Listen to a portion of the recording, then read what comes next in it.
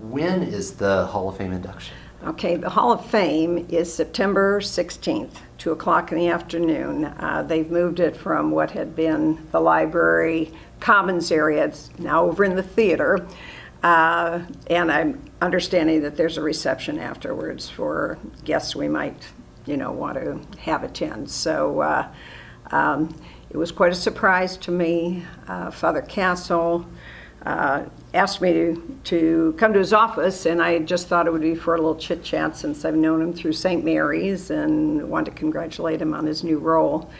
And he broke that news that I had been selected. I don't even know what the process is to become part of the Hall of Fame. So I immediately broke down into tears, but felt very honored and humbled both by, this award. So, I don't know what criteria they use, maybe the bottom of the barrel, but I am so honored to be, inducted with Judith McMasters, who has been at Kelley far longer than I had been. What a academic leader. And Nita and Tony Lutman, with whom I taught. Tony was our IT guy when I first got there. And if ever I had an issue and I'd feel so embarrassed, he'd come and he goes, "Doyle, don't worry about it, we'll get it fixed," and stuff. So God bless them, because their involvement has stayed in support of the Academic Bowl, which is dear to your heart, Mike Malcolm, and stuff. So that is the group that I'll be inducted with, and looking forward to it. What is it about the mission of Bishop Kelley that made you want to invest your time doing it? The mission of the school is to certainly enhance and provide a Catholic education. Part of it that I came to understand more the longer I was there was really the charisms of John Baptiste de La Salle. I really did feel that when I started at Kelley, I'd heard about the LaSallian Christian Brothers. I thought they were priests. I had no idea that they are brothers, and their commitment is to walk with their students as older brothers. So the more I got to know about that, I thought this is really communal in so many aspects. You create in your classroom a community of love and care, service to one another. Certainly, my job as a theology teacher is help inform them of their faith, walk with them as an accompaniment model rather than, okay, here's things you got to learn. I found for my personality, being an older sister of 7 younger siblings, caring for and walking for and really getting to know my students in that regard, was a learning experience for me every day. And just, I'm so gratified by the students I taught and the students I learned from, as well as the community with which, I shared my day every day and stuff. So. Okay. So what drew you to Bishop Kelley? Not philosophy, but just how did you get there? How did I get there? Okay. I had been, when we moved here to Tulsa, Tim was transferred through Republic Steel. We came to live in Broken Arrow, and we decided on Broken Arrow because we thought we'd only be here for a short period of time. Little did we know, now we're 40 years later. But we wanted to send our children to a Catholic school. And St. Anne's, which became All Saints, was the school we chose. I got to know Arden Glenn, who was really the first principal when it became All Saints. That was transition from just a parish support to multiple parish support, diocesan school. And Arden had asked me, I think this is in the probably late fall of 1983, she said, our PE teacher is going on a maternity break and we don't know if she'll be back. Could I teach phys ed? And I said, Arden, I'm an active person, but I'm not certified. She goes, Ellen, we'll take care of that. So for 2 years, I taught PE every day, kindergarten through 8th grade. I was so slim and so fit. And an opening came to the 6th grade, and she said, that is where your real fit is. So it was 6th grade homeroom, middle school math, which I enjoyed so much.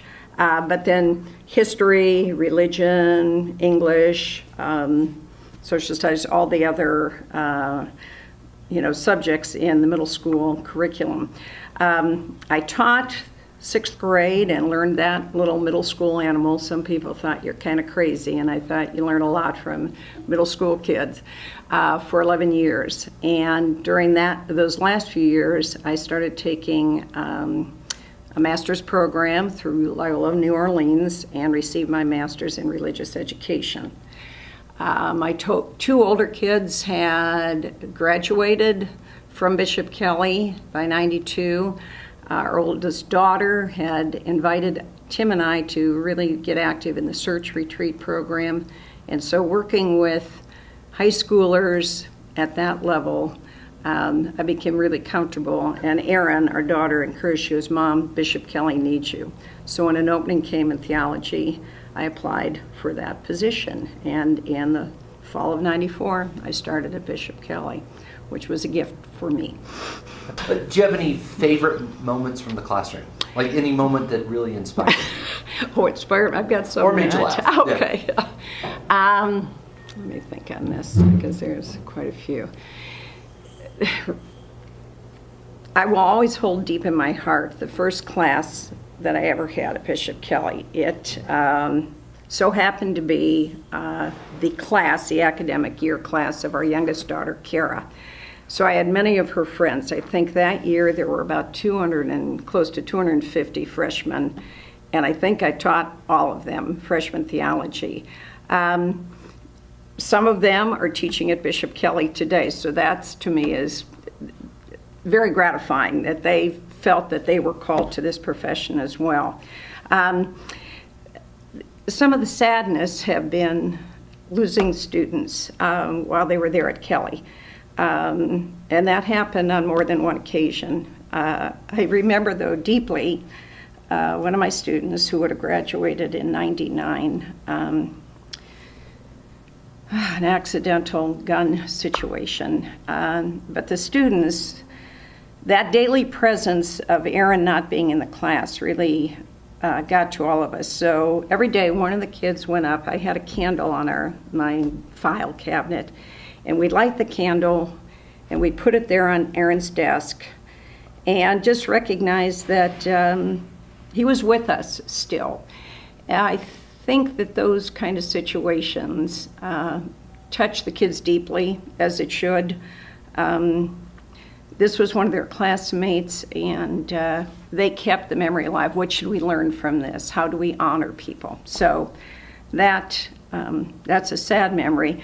Funny ones, I mean, kids would do spontaneous funny things, and I love that they felt the freedom that they could. This was not oh my gosh, not restrictive, because I like a good joke too. So we had a lot of good fun things. One of the terrors was I came in one morning during December. We had lit a live Advent wreath every day in class. I'd forgotten to blow out the candle. Thank God it was encased in a glass. I turned the key in my door and I looked in the classroom. I thought, what is that light? Oh my gosh, it's the Advent wreath candle is still lit. So I didn't burn down the building. That was fun. What's the big deal about Catholic education for you? You could have taught, you got math, you got history, you could have taught maybe a couple more bucks in another school. Why Catholic? Why Catholic? Why Catholic education? I think it's in my DNA. My mom and dad, parents of 9 kids, it was never a question that we would not attend Catholic school, Catholic high school. I think that the folks wanted us to all keep moving to Catholic college. I did, got my master's from a Catholic university, so mine has been Catholic all the way through. For me, I think a communal aspect and the freedom to share completely all of who I am. I don't have to park part of me, my spiritual and faith beliefs at the door. I can share them, live them, encourage others to live them as well. I believe this was from my dad. He said, the product that they turn out, he said they do it on a shoestring, thank you to all the nuns who worked for nothing, but really an encouragement to pursue knowledge, to be inquisitive, to learn wherever you're planted and bloom there. And so that is my desire. And when Tim and I were married 49 years ago, it was never a question that we ever even discussed, debated. It just seemed to be the natural progression. This is what we will do for our children, offer for our children. And they seem to embrace it as well. So, contentment.